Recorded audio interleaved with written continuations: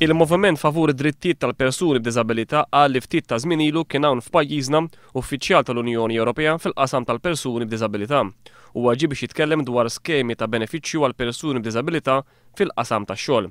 Il-Moviment qal li f'konferenza organizzata apposta u li għalija attenda dal-uffiċjal kellim tal-Gvern tal-Barra wara li indirizza din l-istess konferenza waqt li l-Korporazzjoni għax-xogħol u t-taħriġ u l-Kummissjoni Nazzjonali tal-Persuni b'Diżabilità lanqas biss attendew.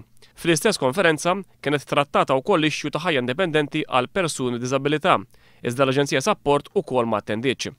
Dan kollu jindika li l-problemi fis-settur tal-persuni b'diżabilità huma iktar serji milli wieħed jimmaġina għad il-Moviment favur id-drittijiet tal-persuni b'diżabilità illi żied illi bdil attitudni qed jintbagħat messaġġ mill-aktar negattiv li l-awtoritajiet ma jimpurtomx mill-persuni b'diżabilità.